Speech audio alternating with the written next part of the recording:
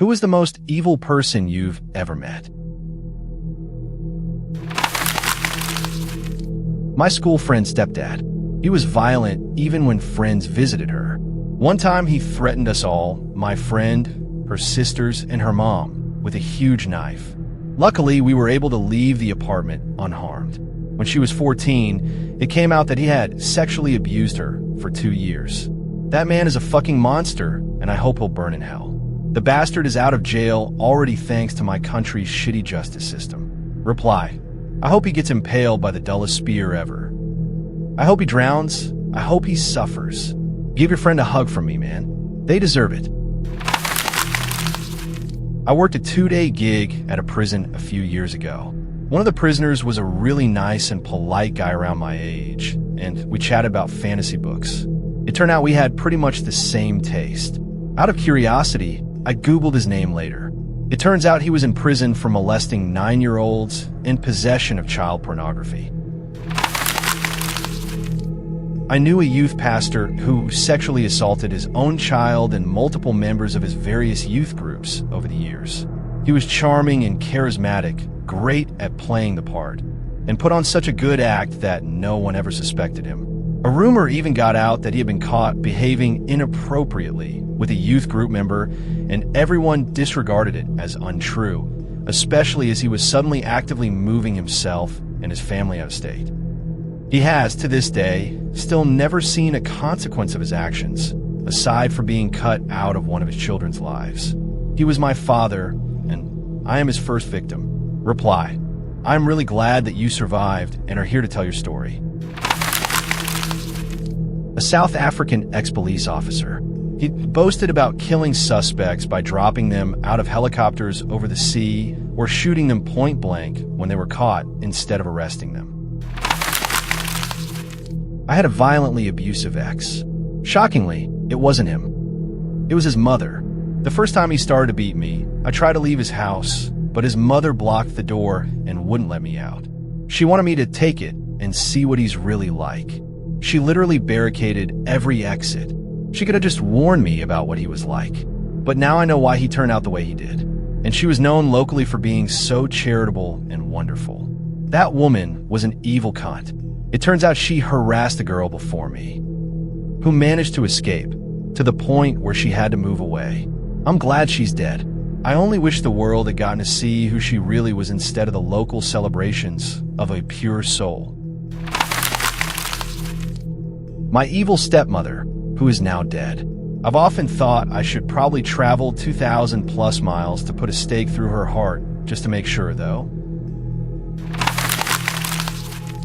My sister's ex-boyfriend.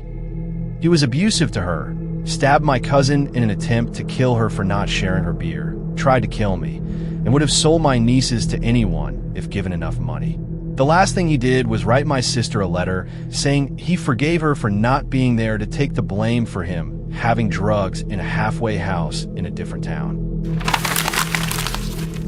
My stepmother. That woman has no soul. She committed child abuse against her 3 stepkids. The youngest was 1. Runner-up would be my father. He sat back in silence and allowed the abuse. Fucked them both with rusty barbed wire. Going no contact was the best thing I ever did. Reply: my biological mom was my abuser. My dad just let it all happen. I'm glad you got peace from no contact as I did. I wish you all the best. My parents and their friends had a house in the mountains. Well, sort of. It's a house on top of a mountain in Poland. You can look it up on Wikipedia. It's called Medisoka. It was a psychedelic community of hippies. Everyone was welcome. There was always free tea and coffee for hikers, and people could stay the night if there was space. Anyway, one summer this guy showed up and stayed a few nights, which was absolutely normal, but he wouldn't take his leather gloves off for anything. I remember asking him about it. He said he didn't want to leave fingerprints. My child's instinct raised an alarm that my child's mind couldn't understand. One morning, a police squad showed up in a helicopter to arrest him. It turned out he was a serial killer. Probably a friend of mine I had. This guy told me straight up how he likes to destroy someone's self-image so he can rebuild them the way he wants them to be. He told me, "Don't worry, I don't use it on you." My grandmother. She was a beautiful woman when she was young. She seduced my grandfather and got pregnant, so he had to marry her. They went on to have 3 more children together. My 2 uncles and my aunt. But marriage and motherhood didn't agree with her. She started drinking and cheating on my grandfather. She was incredibly cruel to her children and did everything she could to make their lives miserable. My mother was only 14 years old when she was thrown out on the street to fend for herself. That was the final straw for my grandfather, and he left her. She managed to convince the family court judge to let their 2 youngest children stay with her.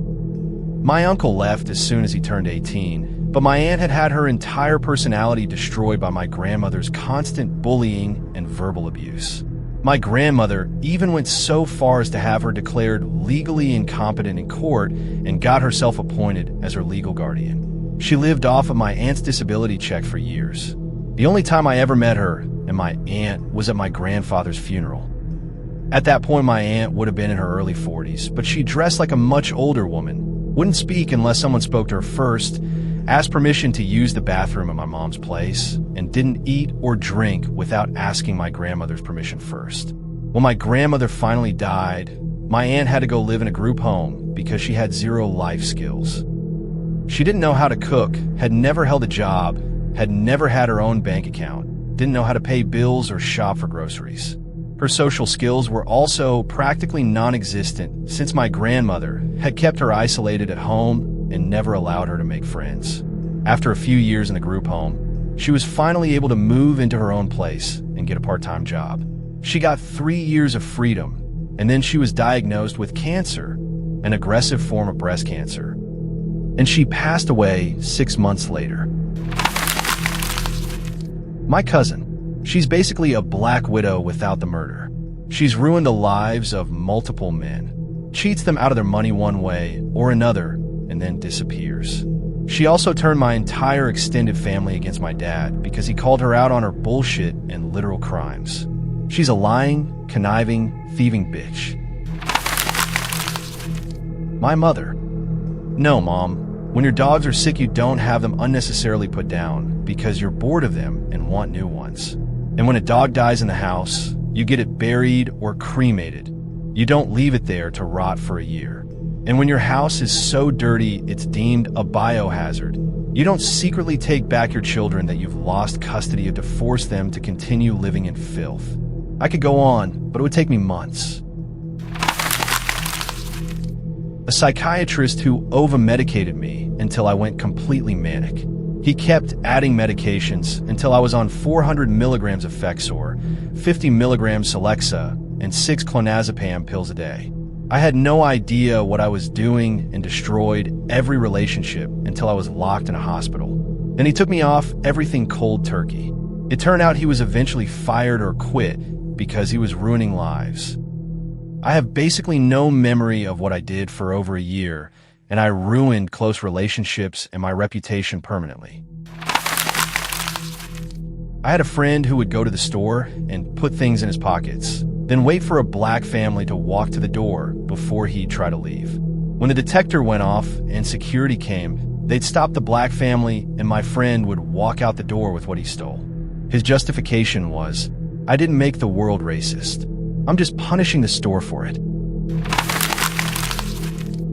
My childhood friend. We were best friends for years, but as we grew up, we kind of grew apart. Well, he ended up killing 3 people so that he could rob them of the couple $100 they had on them. He's now in prison for life without the possibility of parole. He asked me to put money on his books, and I'm like, hell nah, bro, you're a straight up murderer. There was this guy in our church when I was younger, chairman of the deacons. My dad was the pastor. This asshole made my parents' lives hell, smiling all the while and saying praise God every other sentence. We left. Months later, come to find out, he was having an affair while his wife was dying of cancer with a woman in the church. After she died, they were married. Yep, in the same church this guy publicly said my dad was too imperfect to lead just weeks afterward. I always wanted to part his Ken doll hair with a tire iron.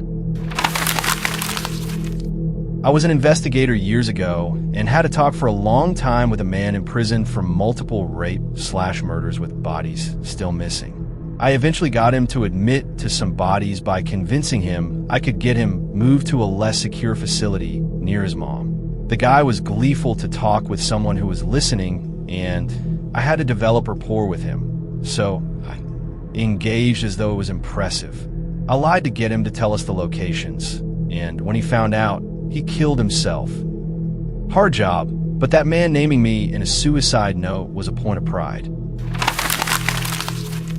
Ronnie Lee Gardner. He killed a bartender in a robbery gone wrong, then had his girlfriend sneak a gun into a courthouse and shot and killed an attorney. I was a court security officer during one of his death penalty appeals.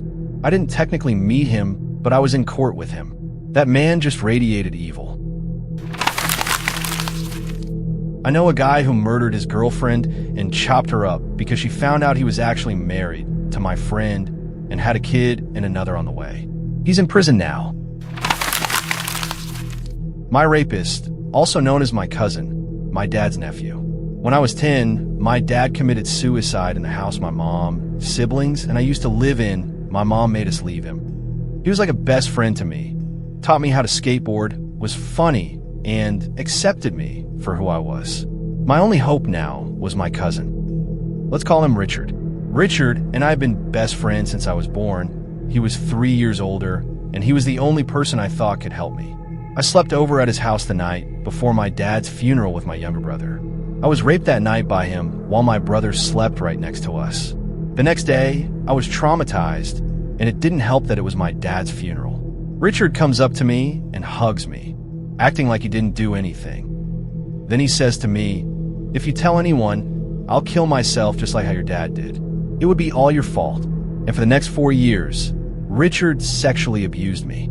After he said that sentence at my dad's funeral, until I was 14, I thought I was the reason my dad killed himself. When I came out about what he did, his dad believed him over me, and now they're both sending my family and me death threats, and the police won't do anything.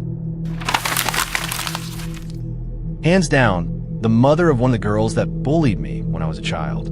Her daughter treated a lot of kids like hell, and her mother not only didn't do anything about it, but actively encouraged her to keep the act up and participated in it, either by actively laughing at the kids being mistreated or by scolding them if they tried to defend themselves from her daughter. I almost blame her for my traumas more than her daughter. Co-worker's husband. Seemed like a picture-perfect family from the outside, always pleasant at company functions, and their 3 kids were sweethearts. Then she brought a go bag to the office, and he found out she was going to run. Apparently abuse had been happening at home for years. He stabbed her to death that night, took the kids to school in the morning, and set the house on fire. He caught himself ablaze, and the neighbors saw him run out of the house. He's in prison for life, but good God, those poor children. My English teacher. He was one of the most popular teachers in school, but I got the heebie-jeebies from him, so I started watching him. Major pedo vibes. I noticed a pattern. He'd pick a freshman boy who was popular and be his best bud. Then suddenly the boy would avoid him like the plague, and there'd be a new kid. He would take kids to Europe for a school trip each year. He was very close to a friend of mine who went on one of the trips. He wouldn't talk to me after the trip and killed himself a week after the trip. He was a youth pastor who had Bible studies at his house. One day he moved to Thailand. I learned he is quite the file with the Alaska State Troopers regarding possible pedophilia. Someone from my school bragged about killing animals for fun, and one of my friends told me he once started showing people pictures of mutilated dead animals that he claimed to be responsible for. He killed animals like turtles, snakes, all sorts of rodents, and lots of bugs too, but still in a fucked up, torturous way. I don't know if he was evil as opposed to just a fucked up person, but I always felt really uncomfortable around him. As a defense attorney, I've met my share of murderers, assailants, grifters, thieves, and thugs.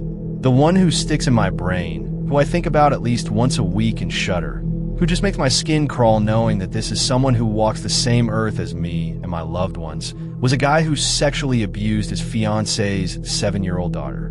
This was the only case I ever had that made me want to walk out of the courthouse and quit my job. Probably the woman who threatened to fire me for wanting to take time off to be with my newborn twins who had suffered from strokes while in NICU, despite my already being approved for the time off 5 months in advance. It's a toss-up between my ex-husband and my mother-in-law. Both are truly just not good people. My ex is a liar and an abuser. His current wife is leaving him and says to their daughter that she now knows and understands what I was trying to tell her years ago. He has no regard for anyone. Their daughter has come out as gay. She's 16, so he hasn't even spoken to her in a month.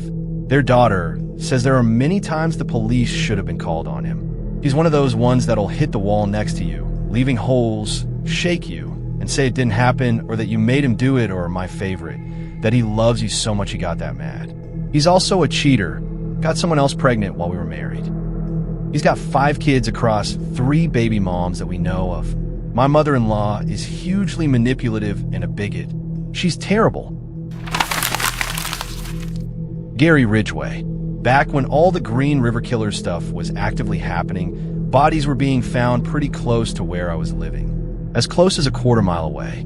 I was working in an auto parts store up off of Pacific Highway, where all the girls were going missing from. The Peterbilt plant that Gary worked in was just down the street, and he used to buy parts and shit from the store. He was just a dude, never would have imagined he was up to something, but then we had some pretty odd people coming into the store.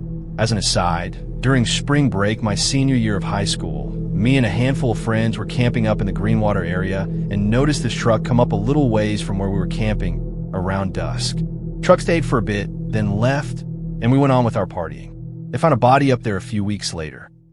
Oddly, also around this time, I had some friends reach out to me with their condolences because a young prostitute named XX was found in the woods, and everyone thought it was my girlfriend at the time. At the time, I was wondering why the hell they would think it was my girlfriend. Figured it out a couple years later. Sorry for the ramble, just doing some time traveling in my mind.